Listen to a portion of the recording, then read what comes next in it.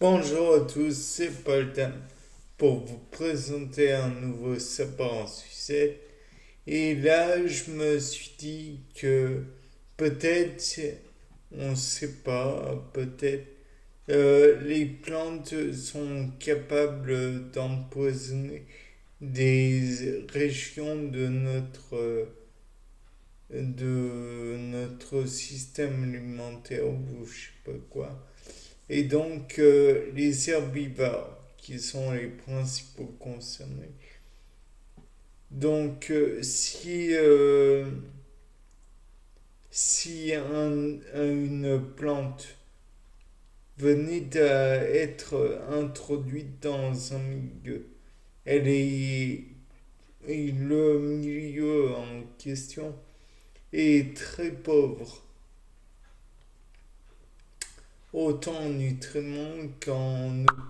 Peut-être que elle va se elle va stresser, elle va avoir de plus en plus d'éléments nuisibles dans ses vacuoles, elle va peut-être ne plus avoir d'eau et les éléments nuisibles en question vont se concentrer et donc, peut-être que des animaux herbivores, comme je le disais, vont manger des éléments de cette plante, vont mourir au pied de cette plante,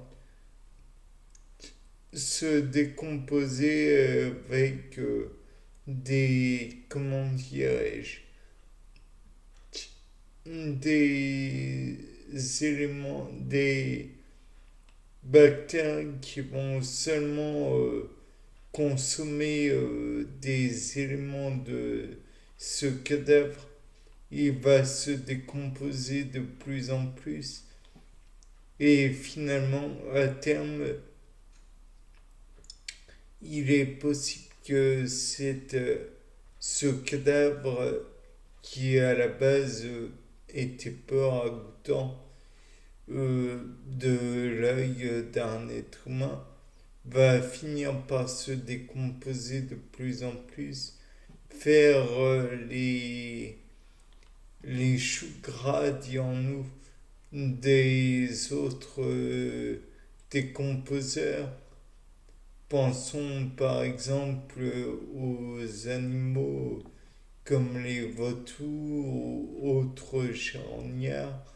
Et puis il est possible aussi que certains insectes arthropodes consomment eux aussi les, les tissus du cadavre animal et où supposons que par la suite il, euh, il n'y ait plus d'eau donc l'eau contenue par exemple dans l'urine qui est contenue elle-même dans la vessie va finir par filtrer, par s'excréter par des pores causés dans l'animal. Ou alors, et en plus, parce que il faut pas se mentir, toutes les formes de vie utilisent de l'eau sur Terre. Et il peut y en avoir aussi dans les veines, les artères, les vaisseaux sanguins en règle générale. Et donc, fuiter du corps, faire une immense hémorragie, ce qui enrichirait encore plus le sol et via des protéines, de l'eau, du fer et d'autres oligoéléments qui pourraient être présents dans le corps vivant. Ou alors il pourrait aussi y avoir fuite du LCS, liquide cérébrospinal, qui lui aussi contient beaucoup d'eau. Ou alors, on peut considérer aussi le cytoplasme contenu dans chaque cellule qui lui aussi va finir par fuiter petit à petit. Et les consommations des divers sucres, des diverses protéines, des divers oligo-éléments, comme ils demandent un peu d'eau aussi, peut-être qu'ils vont être absorbés par comment dire, les bactéries ou alors par les plantes qui pourraient en faire leur chou gras encore une fois. Donc on peut supposer que même si la plante n'a pas accès directement aux nutriments et aux sources de vie nécessaires, d'éléments vitaux plutôt nécessaires, alors il pourrait au moins produire des éléments qui pourraient leur faire défaut, ou alors les extraire du corps d'animaux qui pourraient décéder, ou alors simplement aller plus profondément avec leurs racines afin d'avoir toujours plus d'apport en nutriments et en eau qui pourraient s'être infiltrés beaucoup plus bas.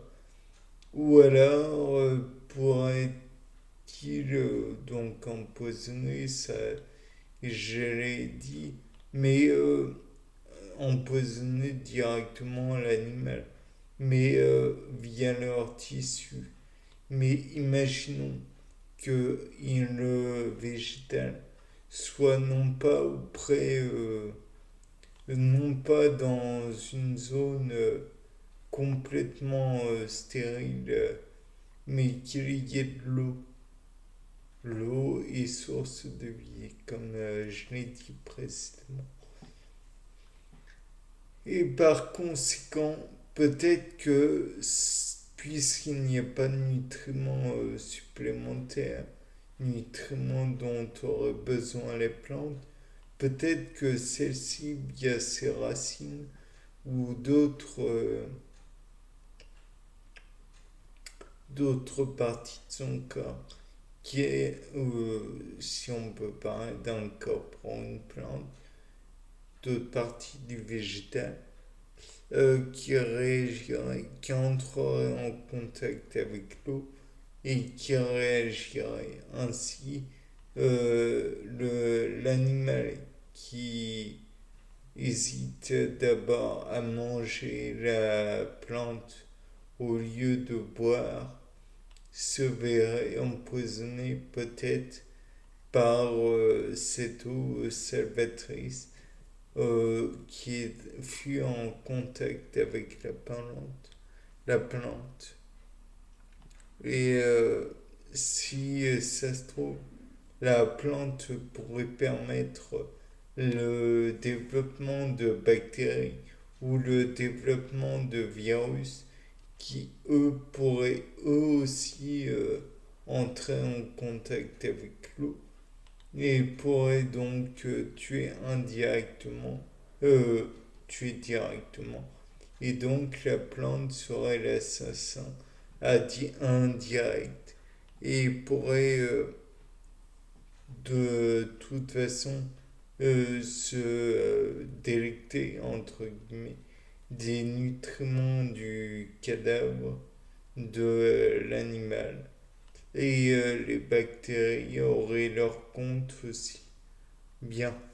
Donc c'était Paul Dame pour vous présenter un nouveau sapin en sucette. Au revoir.